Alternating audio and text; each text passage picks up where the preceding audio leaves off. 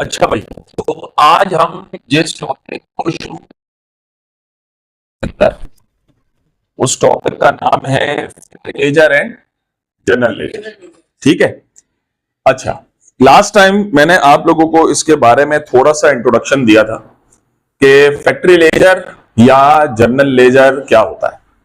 मैंने आपको बताया था जिस तरीके से हमने ब्रांच अकाउंटिंग का कॉन्सेप्ट किया था कि जब भी हम किसी चीज को हेड ऑफिस के अंदर या ब्रांच के अंदर रिकॉर्ड करेंगे तो उसका लिंक हेड ऑफिस के साथ जो है वो लाजमी बनेगा। ठीक है। इसी तरीके से फैक्ट्री लेजर और जनरल लेजर के अंदर कॉस्ट अकाउंटिंग के अंदर सेम कॉन्सेप्ट होता है, यानी कि जब भी कोई चीज फैक्ट्री के अंदर रिकॉर्ड होगी तो उसका लिंक ऑफिस के साथ बनेगा, लेकिन अगर फैक्ट्री के अंदर एंट्री का लिंक ऑफिस के साथ बन रहा है तब हम उसे ऑफिस के लेजर के अंदर यानी कि ऑफिस बुक के अंदर जनरल लेजर के अंदर रिकॉर्ड करेंगे। अब फॉर एग्जांपल फैक्ट्री जो है वो प्रोडक्शन के लिए माल दे रही है, अब उसका लिंक ऑफिस के साथ कोई मामला ही नहीं बनता, क्योंकि इंटरनल जितने भी फैक्ट्री के मामलात होते हैं वो कौन देखता है? वो फैक्ट्री लेजर वाली वो फैक्ट्री खुद देखेंगे। जब इंफॉर्मेशन कोई देनी होगी, वेजेस पे करनी होंगी, मटेरियल खरीद के फैक्ट्री को देना होगा, तो उसका लिंक ऑफिस के साथ जो है वो लाजमी बनेगा। ठीक है। तो यहां पे हमारे पास जो आज एक क्वेश्चन मौजूद है उस क्वेश्चन को आप जरा देखें। क्वेश्चन में मौजूद है Saeed mills limited with his head office at Lahore and factory at Sheikhupura maintains factory ledger and general ledger. देखिए वही वाली कहानी आ रही है उसी तरीके से कि भाई एक हेड ऑफिस है और जो हेड ऑफिस होगी वो आपकी जनरल लेजर मेंटेन करेगी और जो आपकी ऑफिस है और फैक्ट्री जो है वो आपका फैक्ट्री लेजर मेंटेन करेगी। हेड ऑफिस जो है वो लाहौर में है और फैक्ट्री जो है वो शेखुपुरा के अंदर है। ठीक है। Prepare journal entries to record the following transaction in the head office and factory office books. Number A हमारे पास एंट्री है मटेरियल परचेज ₹2,50,000। फिर उसके बाद बी एंट्री है payroll consisting of direct labour of ₹5 lakh, indirect labour ₹18,000। ठीक है। Sale salaries of ₹17,000 and office salaries of ₹15,000 after income tax. ठीक है भाई।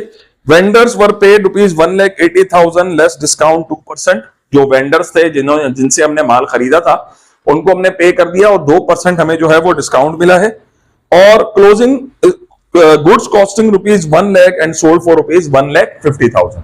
1 लाख रुपए का माल आखिर में हमने 1,50,000 में क्या कर दिया? उसे सेल कर दिया। ठीक है। अब हम यहां पर इसके जो है वो जनरल और फैक्ट्री लेजर, जनरल लेजर और फैक्ट्री लेजर जो है वो बनाएंगे। तो भाई कॉलम्स बताओ करते हैं। चलो भाई, अब पहले एंट्री हमारे पास मौजूद है जो हमने माल परचेज किया। ठीक है। Material purchased ₹2,50,000। बच्चों पहले सवाल देख लो, पहले मैं करवा दूं फिर तसल्ली से बैठ के जो है वो आराम से आप लोग जो है वो इसे एंट्रीज को देख लीजिएगा। ठीक है। अच्छा भाई, हमने मटेरियल परचेज किया है ₹2,50,000। ठीक है। अब हमने मटेरियल बेसिकली किसके लिए परचेज किया है? फैक्ट्री के लिए परचेज किया। ठीक है। अब जो ऑफिस बुक इसके अंदर जो है वो एंट्री बनाती है, देखिए सबसे पहली एंट्री यहां पर ऑफिस बुक बनाएगी। ये माल खरीदते हुए ये समझ ली फैक्ट्री से लेंगे फिर कवर करेंगे। ठीक है। फैक्ट्री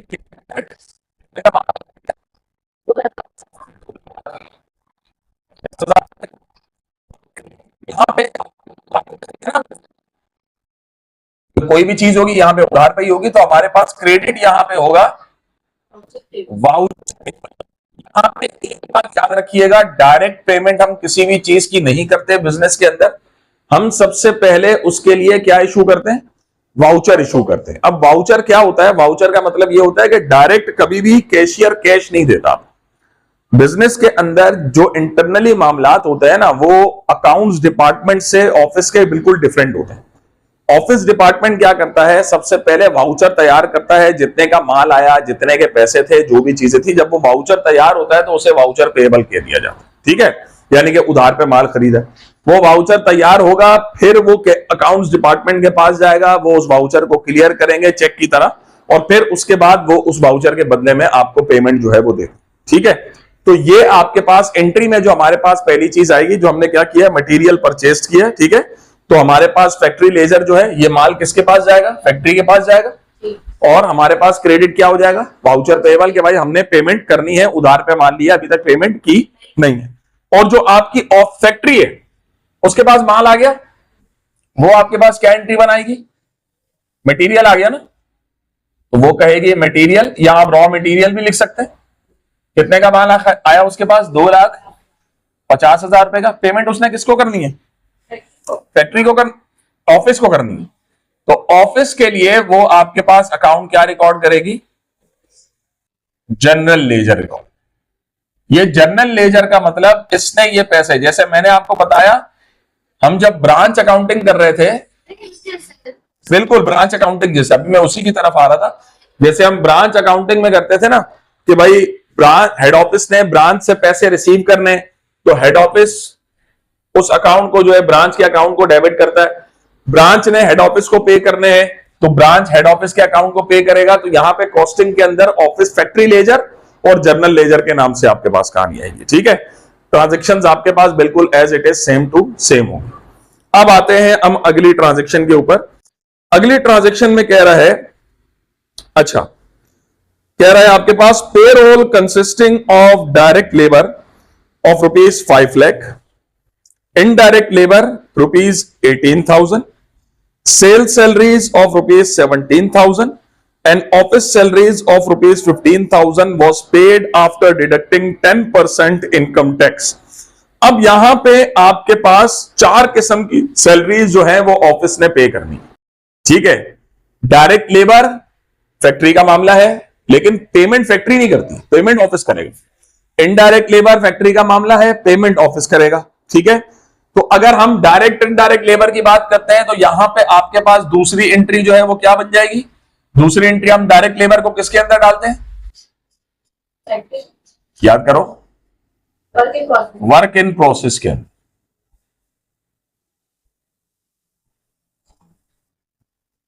वर्क इन प्रोसेस, यहां पे हम क्या लिख देंगे, लेबर, और इनडायरेक्ट लेबर को हम क्या लिखते हैं,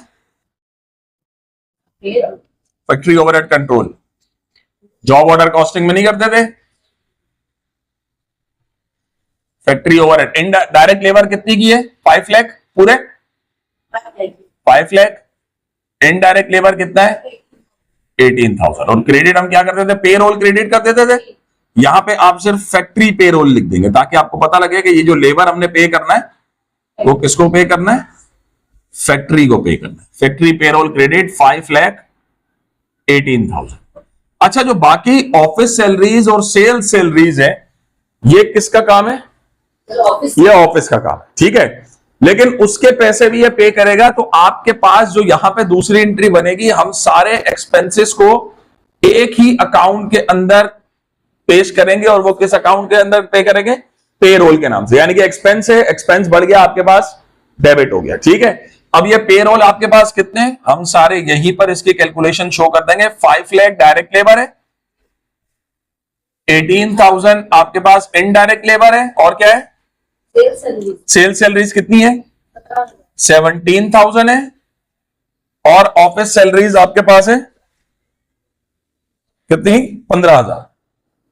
ठीक है, ये मेरे पास वैल्यू यहां नहीं आ रही तो मैं यहां लिख रहा हूं, और ऑफिस सैलरीज है 15,000। टोटल करें कितना आ जाएगा, 18, 17, 5,50,000। 5,50,000 टोटल सैलरीज जो है वो ऑफिस ने पे करनी है। ठीक है, अब सिर्फ सैलरीज पे नहीं करनी, उसके ऊपर टैक्स भी है, इनकम टैक्स लिखा हुआ है, कितना परसेंट लिखा हुआ है, 10% इनकम टैक्स। तो ये इनकम टैक्स अभी तक हमने पे किया नहीं है, तो ये क्या होगा हमारे लिए, लायबिलिटी, इनकम टैक्स पेएबल। ठीक है, ये आप कैलकुलेशन में यहां शो कर देता हूं, 5,50,000 मल्टीप्लाई बाय 10%, तो ये आपके पास वैल्यू आ गई 55,000। ये हमारे पास, और टोटल हमारे पास सैलरीज हमने कितनी हो गई, माइनस कर दें जरा इसमें से, 495। 5,50,000 में से 55,000 जो है वो टैक्स है, 4,95,000 ये हमने ऑफिस ने टोटल सैलरीज पे करनी है। तो ये हमारे पास अकाउंट का नाम आ गया क्रेडिट पे लायबिलिटी है, ये हमारे ऊपर टोटल एक्रूड पेरोल, ये आपके पास दूसरी एंट्री में थे, लेकिन अब ये कंप्लीट नहीं है। अभी सिर्फ हमने पेरोल रिकॉर्ड की है। एक्रूड पेरोल का मतलब एक्रूड है, यानी कि हमने पे करनी है, दोनों चीजें लायबिलिटी हैं। हमने कहा भाई टोटल एक्सपेंस हमारे पास 5,50,000 हुए सैलरीज के, जिसके अंदर फैक्ट्री के वर्कर्स की भी सैलरीज थी, डायरेक्ट इनडायरेक्ट, तो हमारे ऑफिस सैलरीज और सेल्स सैलरीज मौजूद। उस पर 10% इनकम टैक्स था, तो इनकम टैक्स हम लेबर की तनख्वाह में से ही काटते हैं, ठीक है। वो डायरेक्ट टैक्स कहलाया जाता है, जो फैक्ट्री खुद ही पे करेगा, लेकिन उनको टैक्स में से, उनकी सैलरीज में से काटा जाएगा। तो हमने कहा ओवरऑल 10% टैक्सेस जो है वो मैंने कट कर दिए, 55,000 टैक्सेस पे करेंगे हमने लेबर को। अब इसका मतलब कितना देना है, 5,50,000 में से 55,000 पे किए, 4,95,000 हमने लेबर को इतने पैसे पे करने हैं, ये हमारे ऊपर लेबर की लायबिलिटी। अब हम वो लायबिलिटी क्या करेंगे, पे करेंगे। तो पे करेंगे तो इसी की आपके पास दूसरी एंट्री बनेगी, लायबिलिटी ये वाली खत्म हो गई, एक्रूड पेरोल डेबिट 4,95,000। अब हमने उसके बदले में क्या इशू किया, वाउचर इशू किया, वाउचर पेएबल क्रेडिट, यानी कि हमने वाउचर बनवा लिया। अब उस वाउचर के बदले में क्या करेंगे, पेमेंट करेंगे। तो इसकी तीसरी एंट्री भी बनेगी, ये वाली लायबिलिटी खत्म होकर डेबिट हो गई, वाउचर पेएबल हो गया डेबिट 4,95,000 से, और कैश या बैंक जो भी आप लिख लें, कैश क्रेडिट हो गया 4,95,000 से। ये हमारे पास दूसरी एंट्री ऑफिस के अंदर कंप्लीट हो, ठीक है। ऑफिस की एंट्रीज में फिर बता दूं, ऑफिस पेरोल के हवाले से 3 एंट्रीज बनाए हमेशा, ठीक है। पहली एंट्री पेरोल रिकॉर्ड होगी कि भाई इतना हमारे पास एक्सपेंस हुआ, उसके ऊपर टैक्स लगाया। अगर इनकम टैक्स की कहानी नहीं होती तो डायरेक्ट एक्रूड पेरोल क्रेडिट हो जाता, फिर टैक्सेस होता ही नहीं। यहां पे टैक्सेस है, टैक्सेस निकाल के इतने पैसे हमने पे करने थे। फिर एक्रूड पेरोल के बदले में हमने वाउचर बनवाया कि भाई हमने पेमेंट करनी है वर्कर्स को। वाउचर बनवाने के बाद फिर हमने कैश उन्हें इशू कर दिया, तो हमारे पास वाउचर पेएबल वाली लायबिलिटी खत्म हो गई और कैश हमारे पास क्या हो गया, क्रेडिट हो गया, पेमेंट कर दी। ये आपके पास दूसरी एंट्री जो है वो क्या हो गई, कंप्लीट हो गई जी। यहाँ पर जब वहां पर हमने लेबर शो कर दिया था फैक्ट्री की तरफ, तो हमने दोबारा से ऑफिस पे क्यों लिखा? बेटा फैक्ट्री का जो लेबर है, मैंने क्या बताया, फैक्ट्री के लेबर की पेमेंट करेगा कौन, ऑफिस करेगा, ठीक है। फैक्ट्री का जो लेबर उसने वहां पे लिखा है वो अपनी प्रोडक्शन के अंदर ऐड करेगा उसे, ताकि टोटल कॉस्ट ऑफ प्रोडक्शन पता लगे। और ऑफिस जो उनके लेबर को रिकॉर्ड कर रहा है अपने पास, वो ओवरऑल एक्सपेंस के तौर पर कर रहा है कि हमारी टोटल सैलरीज हुई कितनी है, हमने जो लेबर को पे करनी है, फैक्ट्री वालों को भी और ऑफिस वालों को भी मिलाकर। सेल्स सैलरीज और ये चीजें का क्या, ये से क्या लिखेंगे? नहीं, उनका सेल्स और ऑफिस से वास्ता नहीं है ना उनके लेबर का, वो लेबर ही इनका है। ऑफिस में काम करने वाला बंदा ऑफिस को जानता है, फैक्ट्री जानती नहीं है वो कौन है बंदा। फैक्ट्री सिर्फ उन वर्कर्स को जानती है जिनका प्रोडक्शन के अंदर हाथ है, बस, उसके अलावा कुछ किसी को नहीं जानेगी। माइनस करके लेबर्स को आगे से एग्जैक्टली टैक्स हम हमारे, अब फॉर एग्जांपल हम गवर्नमेंट एम्प्लॉई हैं, गवर्नमेंट यानी कि सिंध गवर्नमेंट जो फेडरल को हमारे टैक्सेस पे करेगी ओवरऑल, वो हमारी सैलरी में से देगी ना, अपनी जेब से थोड़ी देगी। अभी हमारी सैलरी से टैक्सेस काट करिए, फिर हमें नेट सैलरी दी जाती है। जैसे हम कहते हैं एक हमारी पर्सनल इनकम होती है, पर्सनल इनकम जो आपकी डिसाइड की गई, लेकिन हमारे अकाउंट में जो क्रेडिट होती है वो डिस्पोजेबल पर्सनल इनकम होती है आफ्टर डिडक्टिंग डायरेक्ट टैक्सेस। तो पर्सनल इनकम में से जब हम पर्सनल डायरेक्ट टैक्सेस माइनस करते हैं, यानी कि इनकम टैक्स, तो वो हमारी डिस्पोजेबल पर्सनल इनकम होती है। तो ऑफिस डिस्पोजेबल पर्सनल इनकम जो है वो अपने लेबर्स को पे करता है, ठीक है, क्लियर है बात। अच्छा, उसके बाद हमारे पास एंट्री क्या है, वेंडर्स को हमने पे किए। अच्छा नहीं, अभी 2 मिनट, एक और इसकी एंट्री भी बनेगी सैलरीज के हवाले से। उसने तो टोटल पेरोल के हवाले से बात की, वो कह रहा है कि ये टोटल पेरोल किस किस किस्म के अंदर हुए, वो भी एंट्री जो है इसकी एक और यहां पर बनेगी, नंबर 4 एंट्री। अब यहां पे हम उन एक्सपेंस के नाम से सैलरीज जो है, ऑफिस, पहले कौन सा था, ऑफिस सैलरीज है हमारे पास, सेल सैलरीज, टोटल एक्सपेंसेस हम रिकॉर्ड करेंगे। पहले दिखाएंगे कि ये टोटल आया। हाँ, कि ये कौन कौन से एक्सपेंस हमारे पास हुए हैं। सेल सैलरीज एक्सपेंस ये हमारे पास हो गए 17,000 के। ऑफिस सैलरी,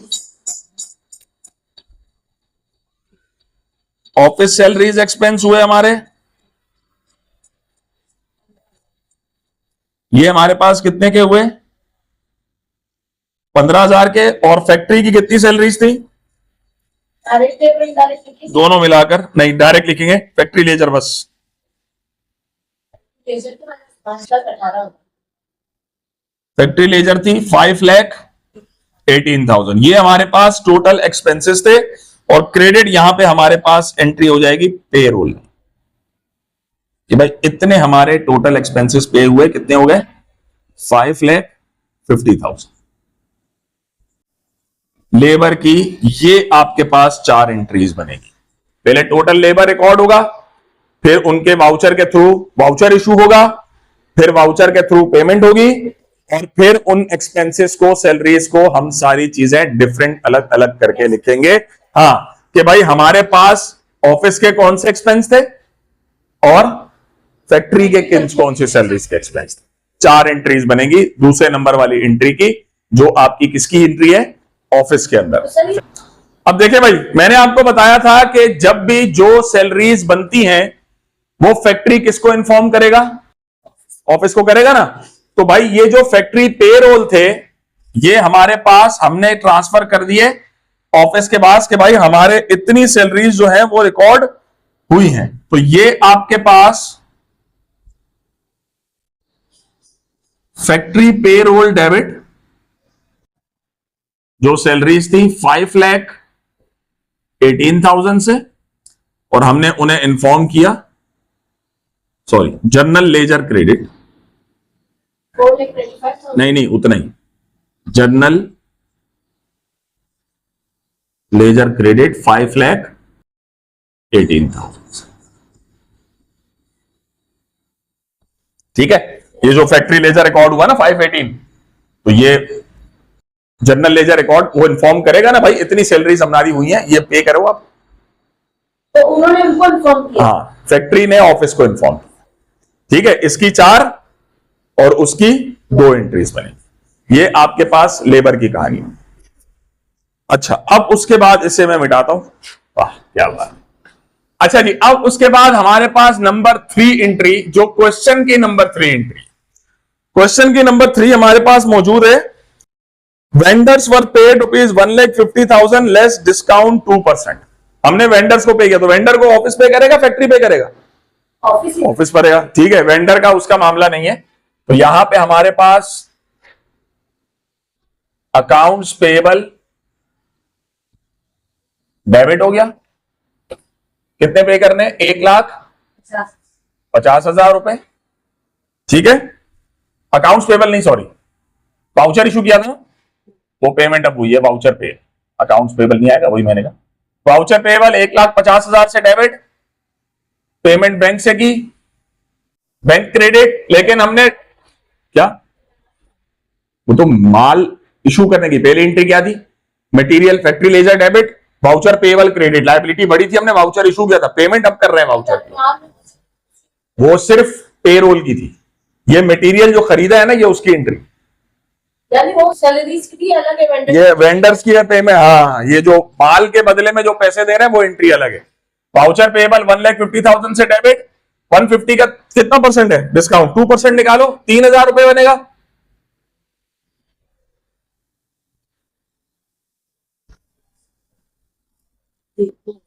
सही है। तो बैंक को हमने 1,47,000 दिए बैंक से, डिस्काउंट, और डिस्काउंट हमें 3% मिल गया। हाँ, ओनली 3,000, 1,50,000 मल्टीप्लाई बाय 2%, तो 3,000 रुपए हमें उस पर क्या मिल गया? डिस्काउंट मिल गया। सही है, क्लियर है बात? इसमें कोई सवाल तो पूछ लें। क्लियर है। आखिरी entry, goods costing ₹1,00,000 were sold for ₹1,50,000। 1 lakh का माल हमने कितने में बेचा? 1,50,000 में। भाई पहले तो इसका मतलब 1 लाख का माल तैयार हुआ है ना, तो वो कौन इन्फॉर्म करेगा? वो फैक्ट्री फैक्ट्री इन्फॉर्म करेगी कि भाई इतने का माल हमने क्या कर लिया है, तैयार कर लिया है। तो यहां पे आपके पास जो एंट्री बनेगी वो फैक्ट्री के अंदर एंट्री बनेगी। ये इसने माल तैयार करके किसको भेजा? ऑफिस को भेजा।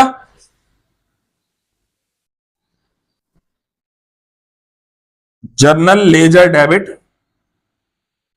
कितने से? 1 लाख से। और क्रेडिट आपके पास हो जाएंगी फिनिश गुड्स, यानी कि माल तैयार करके भेज दिया।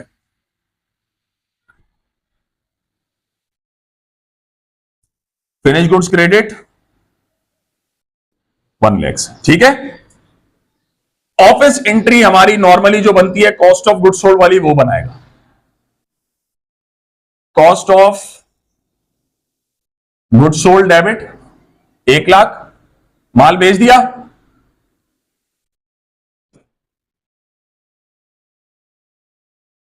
फिनिश्ड गुड्स क्रेडिट कितने से? 1 लाख। 1 लाख से।